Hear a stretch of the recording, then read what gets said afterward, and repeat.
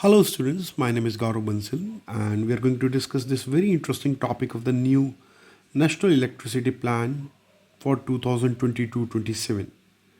Now, this plan very interestingly talks about certain new departures in our electricity policy. So, if we notice, then in the last 5 6 years, the electricity plans or development in India has largely centered around the solar power. But this new electricity plan takes a break from it and gives us a very different kind of a view for the future. I will discuss the reasons for that, and I will discuss the issues with the solar power. I will discuss the other issues with the renewable power, and I will in general discuss and analyze this for all of you. So this discussion is going to be very useful for the students who are appearing for the preliminary examination for the civil services examination conducted by UPSC 2023. So now let us discuss this plan. So first of all, why do we have this new electricity plan? So obvious, India is a big country with a huge population, now the largest population officially. So obviously such a large population is going to need a lot of electricity, and India is also a very fast growing economy. So not only power consumption is going to be huge, it is also rising at a very fast pace. So we have to be very careful about our electricity production and consumption patterns in the coming time. Otherwise, it can affect our growth also in future. So this plans is based largely upon the Electricity Act 2003. And now let us discuss the highlight of the new draft. One of the most interesting thing that I wanted to highlight here is the focus on the coal energy. So now government has agreed that until 2031-32 we are going to need from about 17 to 28 gigawatt annually from the coal as a source. So we will also increase our plant load factor, means at what ratio our plants are going to operate, the existing coal plants. Okay, and we will also construct some of the coal plants. So our purpose is to increase the production from coal, whether from existing plants or from the new plants. But why are we doing so? Isn't coal a very inefficient and old source of power? Aren't we focusing on the cleaner energy sources? Why suddenly coal again? So now let us talk about the various alternatives. So if we talk about alternatives, then you will see that there are following alternatives. So first of all, we have coal. So and now alternatives to the coal are natural gas. Now natural gas prices have gone up since the Russia-Ukraine war, so we are reducing its consumption. Okay, we are reducing its usage for power production. Although natural gas is much more cleaner source of power in terms of emission, although it is non-renewable, still we are reducing its consumption. Similarly, oil is another source. Oil is as good as coal. It has huge emissions also, and it is a non-renewable source. But at the same time, it has also become expensive, like natural gas, because of the Russia-Ukraine war. So oil consumption is also going down regarding the power consumption. Just give me 1 second, please. Okay. So oil consumption has gone down. Now, because of these two falling down, the coal is going to increase. But isn't it possible that the loss that is going to be there from the natural and oil gas is compensated by the renewable sources like solar, which is considered to be the most superior source of power now? So, why aren't we focusing much more on solar?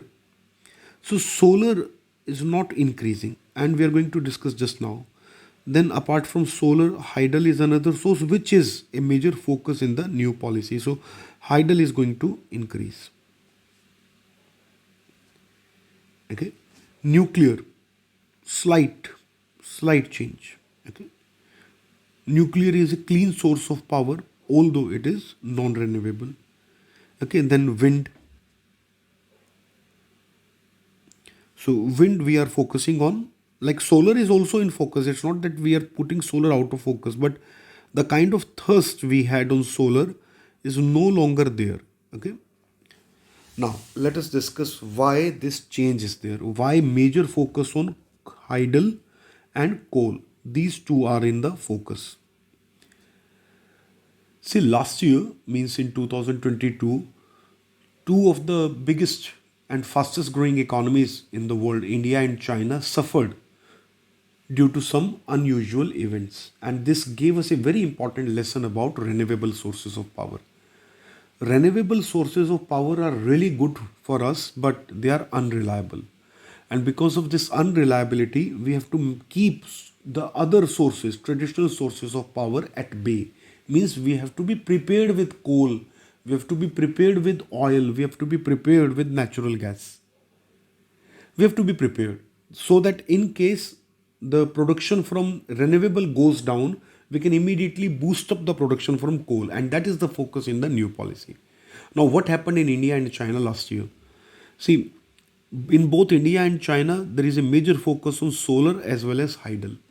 Now last year in India, and most of you remember also, this happened in March 2022, that India suffered a lot of power cuts, which we also call load shedding in more technical sense. Because India suffered an unprecedented heat wave in March 2022. In March 2022, temperature touched 42, 43 degrees, which are not common for March. March is a month in which temperatures are moderate. Temperature touched 35, 36, 37 on the upper side, but not like 42, 41.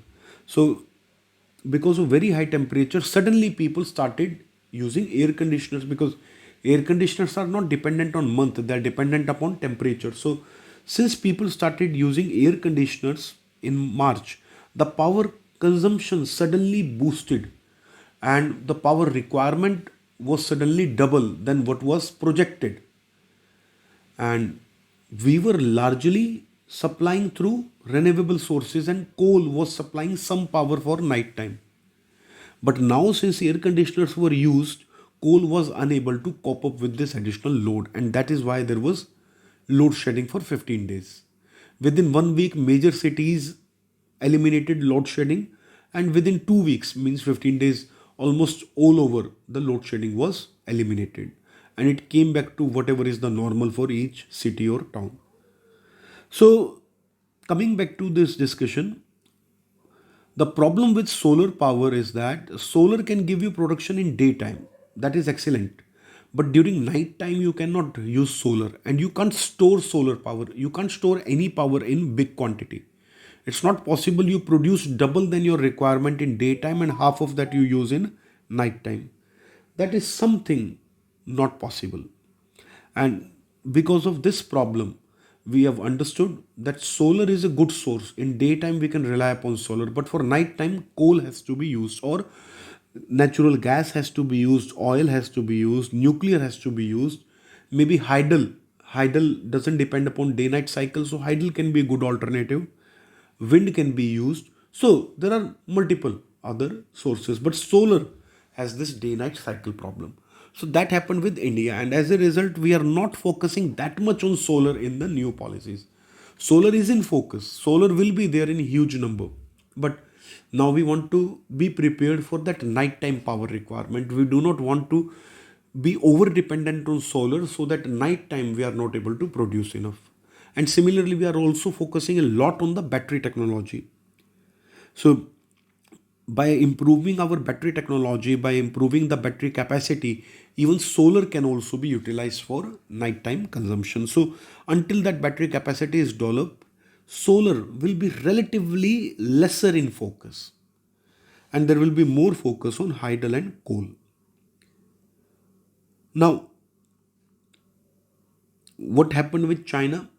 With China, the problem happened regarding hydel power.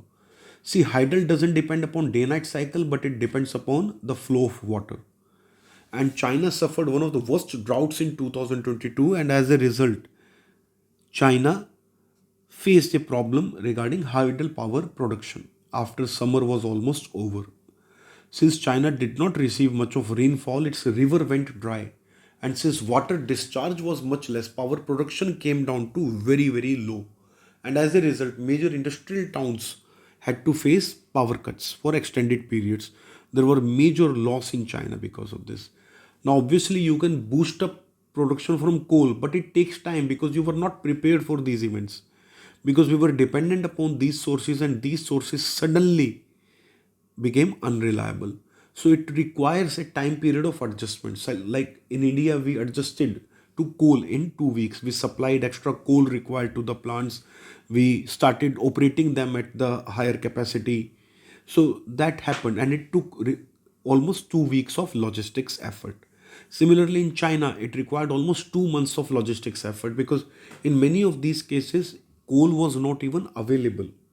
So now we do not want that to happen again. So that is why there is relatively lesser focus on some of the sources like solar, etc. Now, moving ahead, if we see here, then there is a significant focus on the battery storage requirement. Okay, so 51 to 84 gigawatt with a daily usage rate of 5 hours means for 5 hours in night time we will be using batteries, and we will be using battery capacity of 51 gigawatt to 84 gigawatt. So the estimated cost is around 10 crore per megawatt. So battery is very, very expensive. But still, there is no other option. If we have to shift to cleaner fuels, then we have to opt for expensive batteries. Okay, so there is focus on coal, and there is focus on battery storage system, and there is focus on hydel power. So hydro based plants and hybrid generation models, as we see here. So basically, these are the major highlights of the new policy, and I've already shared the major details. The coal is in focus again. We were expecting coal will go down and down, but that is not happening anytime soon until a revolution in battery happens. Then, what are the challenges? The challenges are that unfortunately we have to be still be dependent on old inflexible coal fired plants, and unfortunately the kind of plants that we have established, they were established long time ago. A few of them are ultra mega power plants which were established in recent time, but a large number of them are inefficient and old plants, and their power production ratio is poor, and they also lead to a lot of wastage. So in that sense, there is a big challenge also, and it will also affect our emission targets. But nonetheless, we have to address the need for the growing population, so we have to opt for that. So that is essentially the key takeaway from the new policy. And when solar power is not there, okay, so ramping rate of thermal plants under various scenarios of solar power or solar generation going out. So that is exactly what I was talking about. So right now there is no assessment that how many blackouts of solar power can be there, how much unreliability of solar power is there, okay, and how much is going to be the coal usage for that. All that we are doing right now is not based upon scientific study, not based upon assessment, is based upon idea that let us increase the coal capacity by 20%. So that is essentially what we are doing. And then lastly, the additional cost that will be there regarding the battery will be 14.3 lakh crore, means annual cost of 2 lakh crore rupees on battery, or in fact not 2 lakhs, I said two, it is for 5 years, so 3 lakh crore rupees on batteries alone. That is a huge cost. Maybe it is a plan and we won't be able to spend that much, but that's in future for us to see. And if we are able to spend that much, then it will be good for our environment but bad for our budgetary deficits. Let's see which side it happens and what kind of development takes place in future. But overall, unfortunately, we will still be dependent upon coal. Now, this document you can read. It covers the entire detail, and this is available for download. So link will be there in the video description. Kindly download the document and read it alongside watching the video. It will help you more. And I hope this discussion has helped you, and let us meet in another discussion. Thank you.